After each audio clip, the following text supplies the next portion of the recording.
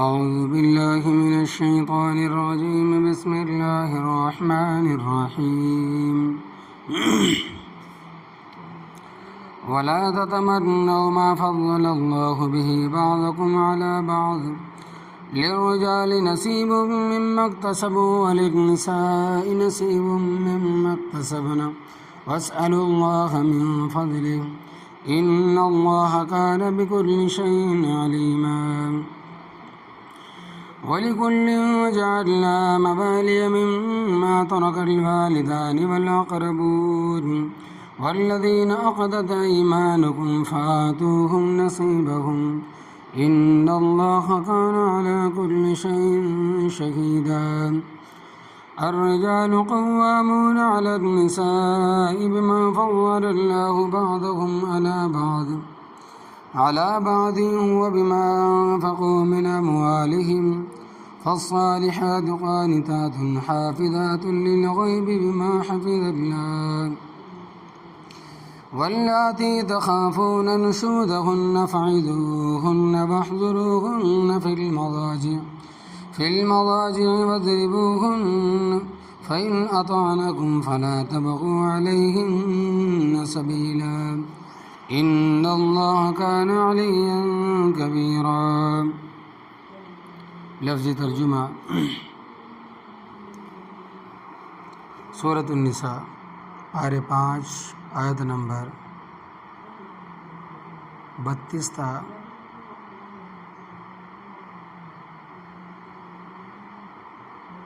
34. ولا تتمنوا اور نہ آرزو کرو تم ما اس چیز کی فضل اللہ بہ کہ فضیلت بخشی ہے اللہ تبارک و تعالی نے اس چیز کے ذریعہ بعضکم تم میں سے بعض کو علی بعض بعض پر للرجال مردوں کے لیے نصیب حصہ ہے مما اس چیز سے اکتسبوا جو انہوں نے کمائی وللنساء اور عورتوں کے لیے نصیب حصہ ہے مما اس چیز سے اکتسبنا جو انہوں نے کمایا. وللنساء اور عورتوں کے لیے واسألوا اللہ اور سوال کرو تم اللہ تبارک و تعالیٰ سے من فضلہ اس کی مہربانی کا. ان اللہ بے شک اللہ تبارک و تعالیٰ کانا ہے بکل شیء ہر چیز کو علیماً جاننے والا. وَلِكُلٍّ اور ہر ایک کے لیے جعلنا بنائے ہم نے موالیا وارث مما اس مال میں ترک الوالدانی جو چھوڑا ماں باپ نے والاقربون اور قریبی رشتہ داروں نے والذین اور وہ لوگ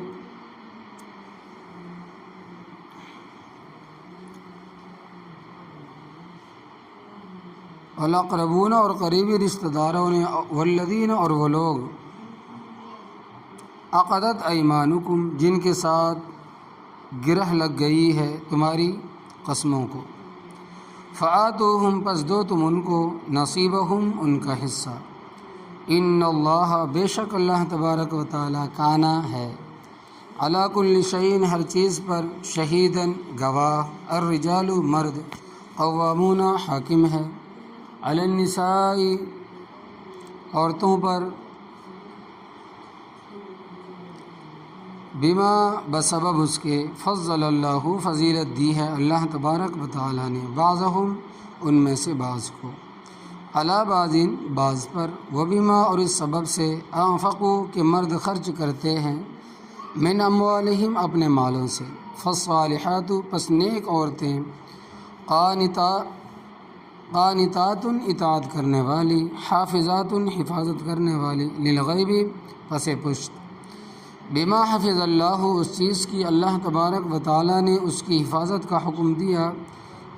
واللاتی اور وہ عورتیں تخافون کہ تم خوف کرتے ہو نشوزہن ان کی اکڑ اور بد دماغی کا فعظوہن پس ان کو تم نصیحت کرو واہجروہن اور ان کو جدا کرا دو فی المضاجع بستروں میں واضربوہن اور ان کو مارو پس اگر وہ تمہاری اطاعت کریں فلا تبغوا علیہن پس نہ تلاش کرو تم ان کے خلاف سبیلاً کوئی راستہ، ان اللہ بے شک اللہ تبارک و تعالیٰ کانا ہے علیماً بلند شان والا، کبیراً بہت بڑا۔ اس صورت میں حقوق العباد کا بہت سارا حصہ بیان ہوا۔ وہ اس طرح کہ پہلے یتیموں کے حقوق بیان ہوئے، پھر عورتوں کو وراثت ملنے کے مسائل کا بیان ہوا، پھر نکاح کے اصول بیان فرمائے کہ کن عورتوں سے نکاح جائز ہے اور کن عورتوں سے نکاح ناجائز، پھر مال کے متعلق بیان ہوا کہ جائز طریقے سے کھاؤ، ناجائز طریقے سے نہ کھاؤ۔ اس آیت کریمہ کا شان نزول تفسیروں میں اس طرح بیان ہوا ہے، اس آیت کریمہ کا شان نزول تفسیروں میں اس طرح بیان ہوا ہے کہ حضرت ام سلمہ رضی اللہ تعالی عنہا، جن کا پہلا نام برا یا بعض روایتوں میں ہندہ آتا ہے، نبی کریم صلی اللہ علیہ وسلم نے ان کا نام تبدیل کر دیا۔ یہ پہلے حضرت عبداللہ ابن رفاع رضی اللہ تعالیٰ عنہ کے نکاح میں تھی، جو کہ نبی کریم صلی اللہ علیہ وسلم کے رضائی بھائی بھی تھے، اور ان میں سے تھے جنہوں نے پہلے حبشہ کی طرف ہجرت کی اور پھر مدینہ طیبہ ہجرت کر کے تشریف لے گئے۔ حضرت ام سلمہ رضی اللہ تعالیٰ عنہا بھی ان کے ساتھ تھی۔ ان کی ایک بیٹی تھی زینب بنت ام سلمہ رضی اللہ تعالیٰ عنہا، اور ایک بیٹا تھا عمر بن ابی سلمہ رضی اللہ تعالیٰ عنہ۔ اللہ تبارک و تعالیٰ کا کرنا کہ مدینہ طیبہ میں حضرت عبداللہ رضی اللہ تعالیٰ عنہ وفات پا گئے، تو حضرت ام سلمہ رضی اللہ تعالیٰ عنہ پریشان تھی، کیونکہ عالم اسباب میں مالی طور پر کوئی سہارا نہیں تھا۔ برادری تو تھی مگر کافر مشرک ہونے کی وجہ سے سارے ان سے ناراض تھے کہ تم مسلمان کیوں ہو گئی ہے، اور کوئی بھائی بہن ان کو گوارا کرنے کے لیے تیار نہ تھا۔ عدت گزرنے کے بعد نبی کریم صلی اللہ علیہ وسلم نے ان کی طرف نکاح کا پیغام بھیجا تاکہ ان کی پریشانی ختم ہو، کیونکہ جب یہ نبی کریم صلی اللہ علیہ وسلم کے حرم میں آئیں گی تو بچے بھی ساتھ رہیں گے، سب کا گزر اوقات چلتا رہے گا۔ تو حضرت ام سلمہ رضی اللہ تعالیٰ عنہ نے جب نکاح کا پیغام سنا تو حیران ہوئی کہ میں بچوں والی عورت ہوں، میرے لیے تو اس سے بڑی فخر والی کوئی بات نہیں کہ میں آپ صلی اللہ علیہ وسلم کے نکاح میں آؤں، مگر بچوں کا کیا بنے گا؟ چنانچہ انہوں نے جو آپ صلی اللہ علیہ وسلم کو پیغام بھیجا کہ حضرت آپ کا پیغام مجھے ملا اور میری عدت بھی ختم ہو گئی، اور میرے لیے اس سے زیادہ خوشی کی کوئی بات نہیں کہ میں آپ صلی اللہ علیہ وسلم کے حرم میں آؤں، مگر بچوں کا کیا بنے گا؟ تو نبی کریم صلی اللہ علیہ وسلم نے فرمایا کہ اللہ تبارک و تعالی مسبب الاسباب ہے، میں اسی لیے تیرے ساتھ نکاح کرنا چاہتا ہوں کہ بچوں کی اخلاقی تربیت بھی ہو اور عالم الاسباب میں ان کے لیے رزق کا بھی سبب بن جائے گا۔ اور یاد رکھنا کہ اسباب ہے، رزق کا ذمہ اللہ تبارک و تعالی نے خود لیا ہے۔ اللہ تبارک و تعالی کا ارشاد ہے کہ وَمَا مِن دَابَّةٍ فِي الْأَرْضِ إِلَّا عَلَى اللَّهِ رِزْقُهَا، اور زمین پر کوئی چلنے پھرنے والا نہیں مگر اس کا رزق اللہ تبارک و تعالی کے ذمہ ہے۔ اور ایک مقولہ ہے، جس نے دی ہے جان وہی دیتا ہے نان۔ کیا مقولہ ہے؟ کہ جس نے دی ہے جان وہی دیتا ہے نان۔ رزق کا ذمہ تو اللہ تبارک و تعالی نے خود لے لیا ہے۔ یہ اقتصادیات والے تو ویسے ہی پریشان ہوتے رہتے، یہ پڑھے لکھے پاگل اور بیوقوفوں کے سردار ہے کہ آج سے 20 سال بعد جب مخلوق بڑھ جائے گی تو کیا کھائے گی؟ تو یہ تمہارا سر کھائے گی۔ بھائی رازق اللہ تبارک و تعالی ہے، تمہیں کس چیز کا فکر ہے؟ بھائی آج سے 50 سال پہلے مخلوق کم تھی، 100 سال پکڑ لیں، اور پیداوار بھی کم تھی۔ اب مخلوق بڑھ گئی ہے، پیداوار بھی بڑھ گئی ہے۔ گزشتہ سال یعنی تقریباً میں نے اخبار میں پڑھا کہ دسکا کے علاقے میں 1 ایکڑ زمین سے 75 من گندم ہوئی ہے۔ اللہ اکبر کبیرہ۔ 1 ایکڑ زمین سے 75 من گندم ہوئی، یعنی گیہوں۔ بہرحال نبی کریم صلی اللہ علیہ وسلم کا حضرت ام سلمہ رضی اللہ تعالیٰ عنہ سے نکاح ہو گیا، صحابہ کرام رضی اللہ تعالی عنہم اجمعین کے حالات پر جو کتابیں لکھی گئی ہیں ان میں مذکور ہے کہ حضرت ام سلمہ رضی اللہ تعالی عنہ اس وقت کی سمجھدار عورتوں میں سے تھی۔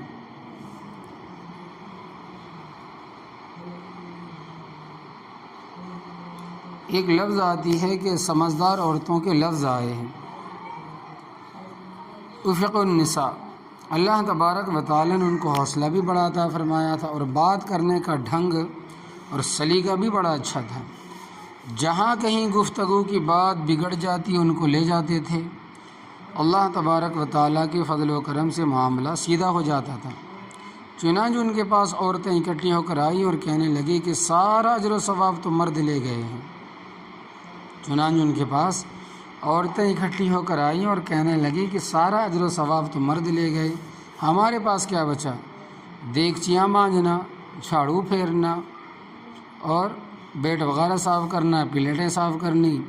دیکھو اذان عورتیں نہیں دے سکتی، جبکہ اذان کے ایک ایک حرف کے بدلے میں 10 نیکیاں ملتی ہے، اور بلند آواز سے پڑھنے کی 90 نیکیاں ملتی ہے، اور اسی طرح تکبیر کہنے والے کو ایک ایک حرف کے بدلے میں 10 نیکیاں ملتی اور بلند آواز سے پڑھنے کی 100 نیکیاں ملتی ہے۔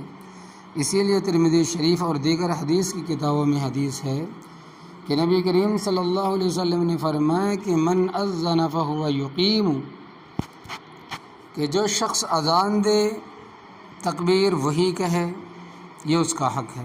ہاں، مؤذن اگر اپنی مرضی سے کسی اور کو اجازت دے دے تو وہ علیحدہ بات ہے۔ جس طرح عورت اذان نہیں دے سکتی، اسی طرح امامت بھی نہیں کرا سکتی۔ مردوں کے لیے جج بھی نہیں بن سکتی، جہاد پر بھی نہیں جا سکتی۔ تو وہ عورتیں کہنے لگی کہ بہت سارے نیکیوں کے کام ہے جو مرد ہی سر انجام دیتے ہیں، ہمارے لیے کیا بچا؟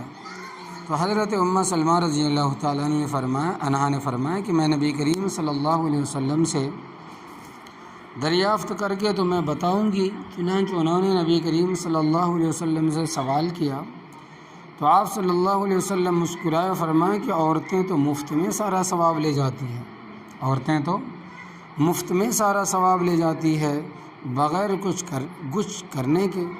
کہنے لگی کہ وہ کس طرح؟ فرمایا کہ وہ اس طرح کہ مثال کے طور پر جس عورت کا خاوند امام ہے تو جتنی نیکیاں امام کو ملیں گی اتنی ہی اس کی عورت کو ملیں گی، جتنی نیکیاں مجاہد کو ملیں گی اس کی بیوی کو بھی اتنی ہی نیکیاں ملیں گی۔ اسی طرح جس عورت کا خاوند جج یا قاضی ہے، مؤذن ہے، ان کی بیوی کو بھی گھر بیٹھے اتنا ہی ثواب ملے گا، کیونکہ ان کے کاموں میں ان کی عورتوں کا دخل ہے، مثلا روٹی پکا کر دینا، کپڑے دھونا، ان کے گھروں کی حفاظت کرنا اور ان کی خدمت کرنا، اس لیے عورتوں کا ان کے ثواب میں برابر کا حصہ ہے۔ مؤذن اگر کھائے گا پیے گا نہیں تو آواز کس طرح نکالے گا؟ مجاہد اگر کھائے گا پیے گا نہیں تو جہاد کس طرح کرے گا؟ کپڑے دھلے ہوئے نہیں ہیں تو نماز کس طرح پڑھے گا؟ تو فرمایا کہ بخاری شریف میں حدیث ہے کہ نبی کریم صلی اللہ علیہ وسلم نے فرمایا کہ من جہز غازیا فقد غزا، جس آدمی نے مجاہد کو جہاد کا سامان مہیا کیا یہ بھی غازی ہے۔ ایک آدمی خود جہاد پر نہیں جا سکتا، مجاہد کو سفر خرچ دیتا ہے، ہتھیار مہیا کرتا ہے، جہاد میں برابر کا شریک ہے۔ ومن خلف غازیا، خود جہاد پر نہیں گیا، رقم بھی نہیں دے سکتا، مسکین ہے مگر غازی کے گھر کی نگرانی کی، اس کے بچوں کا خیال رکھا، سودا سلف لا کے دے دیا، ایندھن لا کے دے دیا، فرمایا یہ بھی اسی طرح کا مجاہد ہے جس طرح کا وہ ہے۔ تو مطلب یہ ہے کہ نیکی صرف آدمی کی ذات تک نہیں رہتی بلکہ اس کا اثر دوسروں تک پہنچتا ہے۔ تو چونکہ عورتوں نے کہا تھا کہ اگر ہم لوگ مرد ہوتے تو ہمارے لیے بھی اجر و ثواب زیادہ ہوتا، تو اس موقع پر اللہ تبارک و تعالی نے فرمایا کہ وَلَا تَتَمَنَّوْا مَا فَضَّلَ اللَّهُ بِهِ بَعْضَكُمْ عَلَىٰ بَعْضٍ، اور نہ آرزو کرو تم اس چیز کی جس کے ذریعے فضیلت بخشی اللہ تبارک و تعالی نے تم میں سے بعض کو بعض پر۔ لِلرِّجَالِ نَصِيبٌ، مردوں کے لیے حصہ ہے، مما اس چیز سے اقتصبوا جو انہوں نے کمائی، وللنساء نصیب، اور عورتوں کے لیے حصہ ہے، مما اس چیز سے اکتسبنا جو انہوں نے کمائی، وہ کمائی براہ راست بھی ہے اور خاوند کی خدمت کرتی بھی ہے، اس کی کمائی میں بھی حصہ ہے۔ حدیث پاک میں آتا ہے کہ مومن آدمی اپنے اہل و عیال پر خرچ کرتا ہے،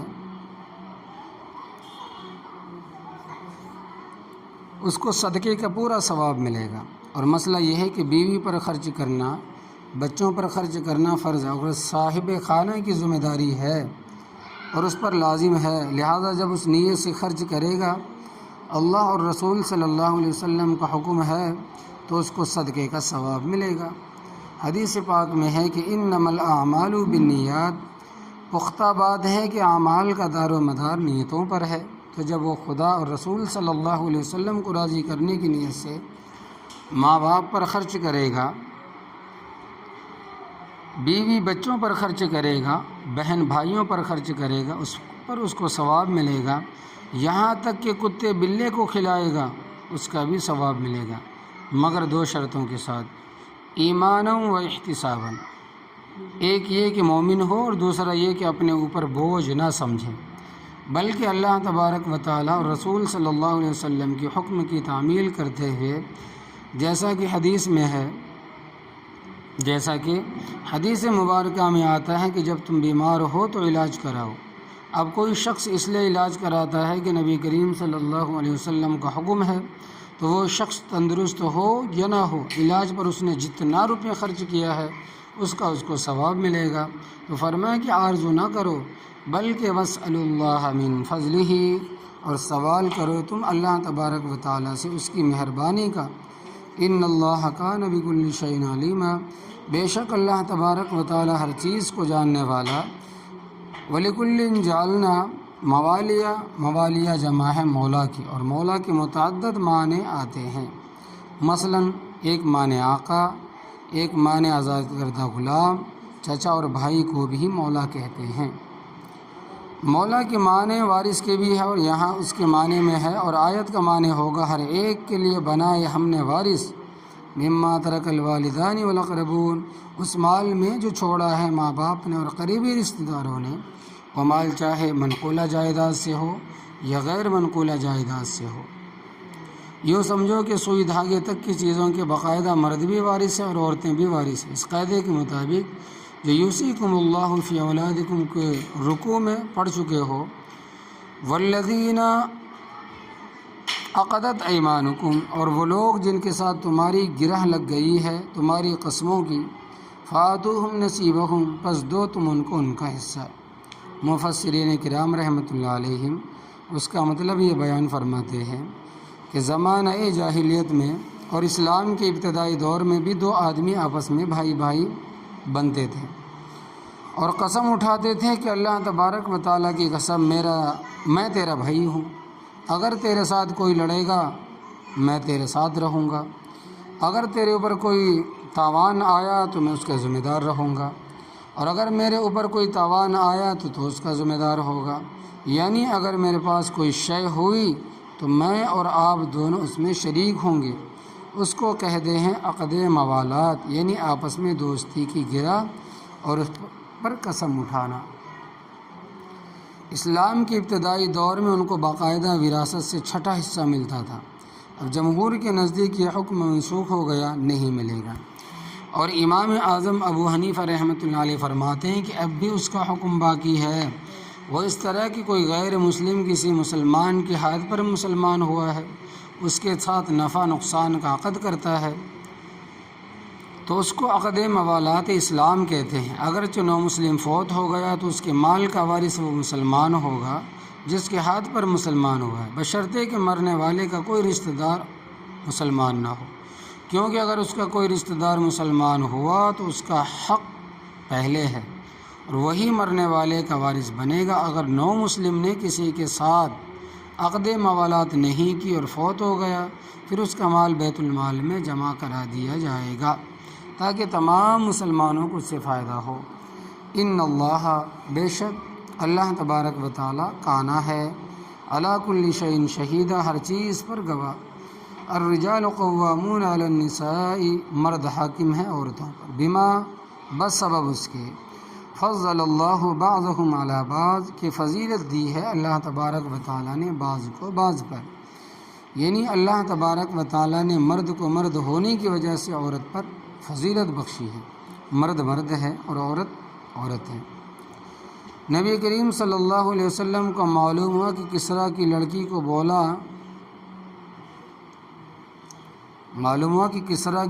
کو بولان کو ایران کا اقتدار سپرد کر دیا گیا ہے۔ بخاری شریف میں ہے کہ نبی کریم صلی اللہ علیہ وسلم نے ارشاد فرمایا کہ لن یفلح قوم ولو امرهم الی امراتی، وہ قوم کبھی کامیاب نہیں ہوگی جس نے زمام حکومت عورت کے سپرد کر دی، جس نے پوری حکومت عورت کے سپرد کر دی۔ تو یاد رکھنا قوم نقرہ ہے، اس میں سب قومیں شامل ہیں، مسلمان ہو یا کافر ہو۔ قرآن کریم نے بھی اسی طرح فرمایا کہ الرجال قوامون علی النساء، مرد حاکم ہیں عورتوں پر، یعنی اقتدار، حکومت، حکمرانی یہ مردوں کے لیے ہے۔ وبما انفقون، اس سبب سے کہ مرد خرچ کرتے ہیں، من اموالہم، اپنے مالوں سے، کیونکہ عورت کا خرچ مرد کے ذمہ ہے، تو ظاہر بات ہے کہ کمائے گا، محنت کرے گا، درجہ بھی تو اس کا زیادہ ہوگا۔ اللہ تبارک و تعالیٰ فرماتے ہیں کہ فالصالحات، پس نیک عورتیں، قانتات، اللہ تبارک و تعالیٰ کی اطاعت،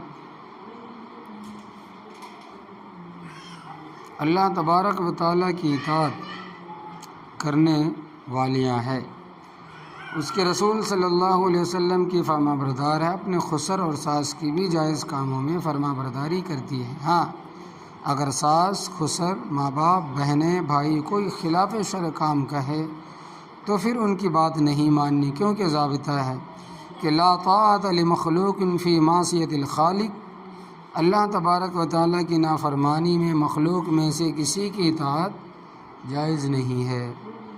دوسری صفت حافظات للغیب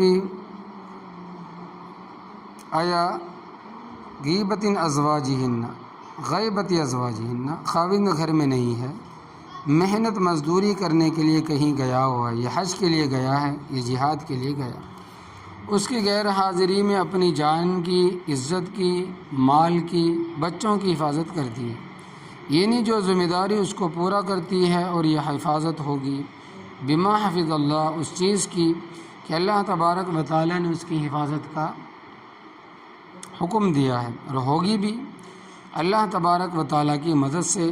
خالی بندہ کچھ بھی نہیں، نہ مرد کچھ ہے، نہ عورت کچھ۔ بات یہ ہو تو مانے ہوں گے اللہ تبارک و تعالیٰ کی حفاظت کرنے کے سبب سے حفاظت کرنے والیاں ہیں۔ واللاتی تخافون، اور وہ عورتیں کہ تم خوف کرتے ہو، نشوزہن، اس کی اکڑ اور بد دماغی سے ضد کرتی ہے اور جائز کاموں میں اطاعت نہیں کرتی ہے، ان کے لیے پہلا حکم ہے فعظوہن، پس ان کو نصیحت کرو، کہ دیکھو، نصیحت کرو کہ دیکھ تو بیوی ہے، میں خاوند ہوں، اور جو کام میں تجھے کہہ رہا ہوں وہ قرآن اور سنت کے مطابق ہے، فقہ اسلامی کے مطابق ہے، یہ تجھے کرنا پڑے گا۔ تو بعض عورتیں نیک فطرت ہوتی ہیں مگر غلط فہمی کا شکار ہوتی ہے، سمجھانے سے سمجھ جاتی ہے۔ دوسرا حکم ہے کہ وَاہْجُرُوهُنَّ فِي الْمَضَاجِعِ، ان کو جدا کر دو بستروں میں سے، ان کو بستروں سے الگ کر دو، نہ ان کے ساتھ بیٹھو، نہ اٹھو، اور نہ ان کے ساتھ لیٹو، شاید کہ ان کو احساس ہو جائے کہ میرا خاوند مجھ سے ناراض ہے۔ کچھ عورتوں کی اس طرح اصلاح ہو جائے گی۔ اگر یہ دونوں طریقے کامیاب نہ ہو تو تیسرا حکم ضرب بضرب کا ہے، فرمایا کہ وَاضْرِبُوهُنَّ، اور ان کو مارو مگر اتنا نہیں کہ ان کی ٹانگ توڑ دو، بازو توڑ دو، سر پھوڑ دو، اٹھا کر ہاسپٹل لے جا کر جانا پڑے، اتنا مت مارو، بس اتنا مارنا ہے کہ جس سے ان کو تنبیہ ہو جائے، کیونکہ بعض عورتیں ایسی ہوتی ہیں کہ مار کے بغیر ان کی اصلاح نہیں ہوتی۔ تو فرمایا کہ فَإِنْ أَطَاعْنَكُمْ، پس اگر وہ تمہاری اطاعت کرے، تمہاری بات مانے، فَلَا تَبْغُوا عَلَيْهِنَّ سَبِيلًا، پس نہ تلاش کرو تم ان کے خلاف کوئی راستہ، یعنی جب وہ ٹھیک ہو جائے، درست ہو جائے، عقل درست ہو جائے، لائن پہ آ جائے، اور آپ کی اطاعت شروع کر دے اور نبی اور اللہ کی نبی کی شریعت پر عمل کرنا شروع کر دے، اللہ تبارک و تعالیٰ کا حکم مارنا شروع کر دے، تو تمہارے دل میں ناراضگی کی جو گرہ ہے، جو کھوٹ ہے، کینہ ہے، اس کو کھول دو۔ اس طرح نہ کہو کہ اب تو ٹھیک ہو گئی ہے، میں نے اس سے پہلے مگر اس نے پہلے میری بات کیوں نہیں مانی۔ اگر اس طرح کی گرہیں دل میں رکھو گے تو گھر اجڑ جائے گا۔ جب وہ صحیح ہو گئی ہے تو تم بھی بات کو ختم کر دو۔ گھر جب بھی آباد ہوتے ہیں کہ معاملہ کو طول نہ دیا جائے، لمبا نہ بڑھایا جائے۔ کوئی بھی فریق جب معاملے کو طول دے گا تو وہ گھر برباد ہو جائے گا۔ تو میراثیوں کے گھر روز لڑائی ہوتی تھی۔ ان کے گھر مہمان آیا ہے، اس نے پوچھا کہ تم اس طرح کیوں کرتے ہو؟ ایک دوسرے کی بات سمجھنے کے لیے گھروں میں ٹوکا ٹوکی ہوتی رہتی ہے، تو ایک دوسرے کی دل آزاری ہوتی رہتی ہے اور گھر دوزخ بن جاتے ہیں۔ لہٰذا گھروں کو جنت بناؤ، دوزخ نہ بناؤ۔ ان اللہ کان علیٰ کبیرہ، بے شک اللہ تبارک و تعالی بلند شان والا، بہت بڑا۔ تم بھی اللہ تبارک و تعالیٰ کی نافرمانی کرتے ہو، آخر انسان ہو، غلطی ہو جاتی ہے۔ اگر پروردگار تم پر سختی کرتے تو تمہارا کیا حشر ہوتا؟ تو اس لیے جب عورتیں اپنی اصلاح کر لیں، اپنی غلطی مان لے، صحیح راستے پر آ جائے تو معاملہ رفع دفع کر دو اور احسن طریقے سے اب یہاں سے نئی زندگی بسر کرو۔ دل میں کینہ کپٹ کھوٹ نہ رکھو۔ اللہ تمام مسلمانوں کے گھروں کو آباد عطا فرمائے، پریشانیوں کو دور عطا فرمائے۔